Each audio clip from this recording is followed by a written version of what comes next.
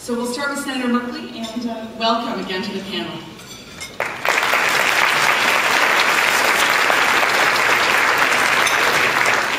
Kate, thank you so much. It's a delight to be here. If this is a year ago, I'd be talking to you about how we need to transform our energy economy to create jobs and to tackle global warming. And that's why you should support me in my campaign. Well, you all in the progressive community responded to that and supported me and supported so many others and helped create the possibility, the opportunity to open the door to an incredible year that we desperately need here in the United States of America. We need a president and we need a Senate that can back up that president and work in partnership with the president to create incredible transformational change.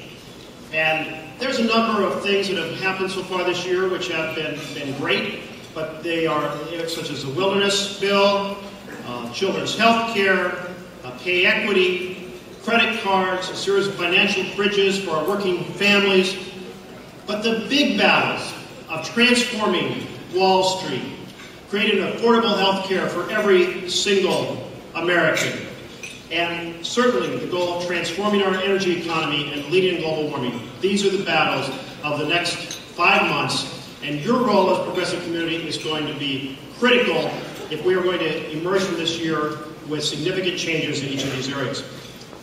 I'm so delighted to be here to talk about the third.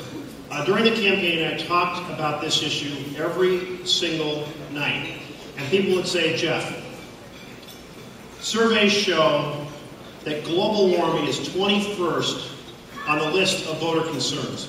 Why are you talking about it every single night? And I said, first, it's a major reason I'm running for the U.S. Senate, and second of all, it should be first on everyone's list. And it's only going to get there if we talk about it.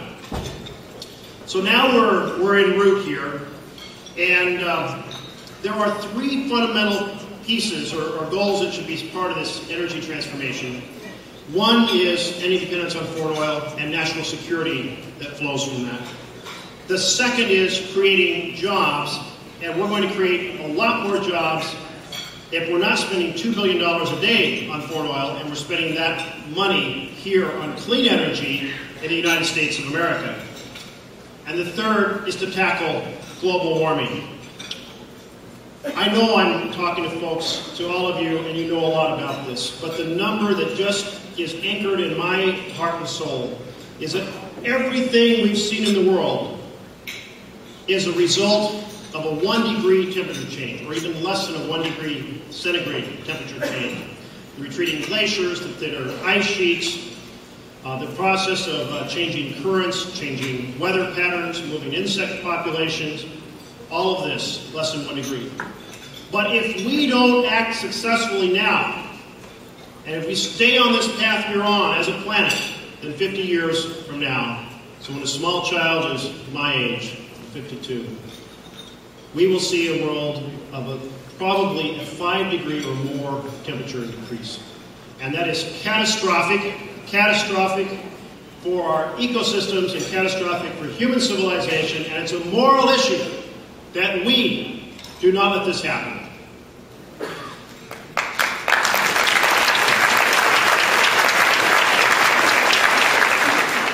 If I was to simplify a complicated issue, it's about this. We have to quit taking geological carbon and turning it into atmospheric carbon dioxide. Plenty of other pieces of the puzzle, but that's at the heart of it. And so among the ways we can take this on, certainly energy efficiency. Buildings, 2.2 billion tons of CO2 per year in North America, office buildings, and residences.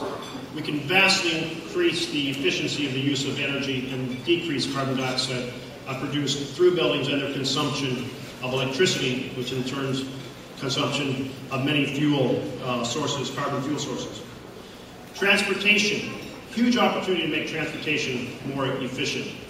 What would happen if 10 years from now, every car manufactured in the United States of America went its first 30 miles on electricity and had regenerative braking?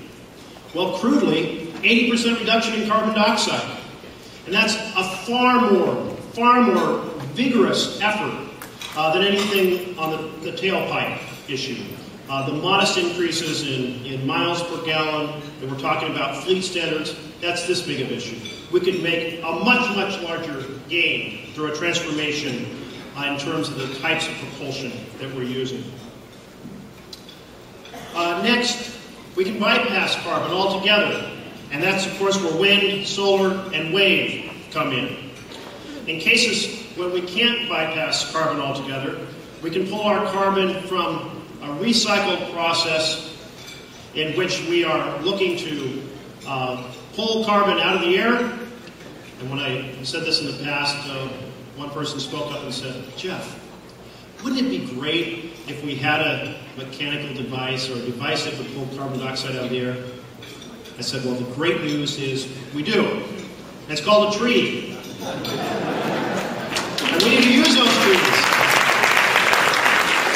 We need to end deforestation. We need to be involved massively in reforestation. And in some cases, we are able to take and have progressive thinning policies that are a real win-win. We have forests burning down across my home state of Oregon, which just puts everything right back into the air.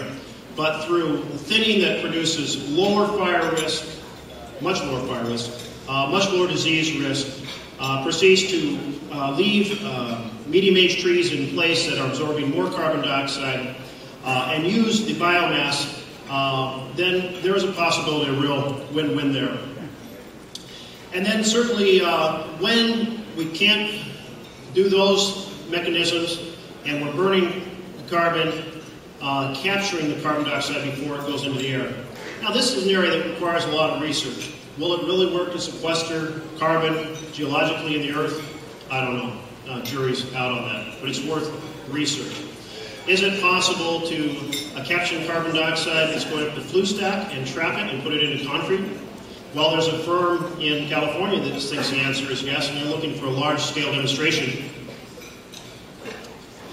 They passed on a piece of their concrete. So this is one form of carbon sequestration, which is an interesting idea to pursue. So those are kind of the set of issues and that help frame the Clean Energy and Jobs Bill that we're working on right now in the Senate. This bill has to have a long-term commitment to the purchase of renewable non-carbon energy. And that's why the Renewable Energy Standard is so important. As Speaker of the House in Oregon 2 years ago, we established the most aggressive standard in the nation of 25% by 2025, not including existing hydropower. And we need a 2025 standard here in the United States as a whole. Don't you think? You're all aware we don't have that in the current draft on the House side. And in the past, people have described the Senate as a place where good House bills go to die. I'm hoping that when we go through this process of working on this Clean Energy and Jobs bill, we'll reestablish the Senate as a place where an okay bill comes to be vastly improved in the U.S. Senate. Wrap it up here because I saw the card. Is that 1 minute here? All right, so here's what it comes down to. The economy and the environment are not at war. These are twins joined at the hip. Each one is going to depend on the other. If we're going to transform our economy in the world and create far more jobs, we need an energy revolution. And certainly, if we're going to succeed in driving an energy revolution, it has to generate jobs. So these are partners, and we need to make sure that as we go forward, that we make them work very well together. I'll close simply by saying that you all, the progressive community, created the opportunity for us to transform our energy economy. Now we need to work with you. We need your all's help to seize this opportunity and actually deliver it here and make 2009 an extraordinary turning point for America and the world. Thank you very, very much.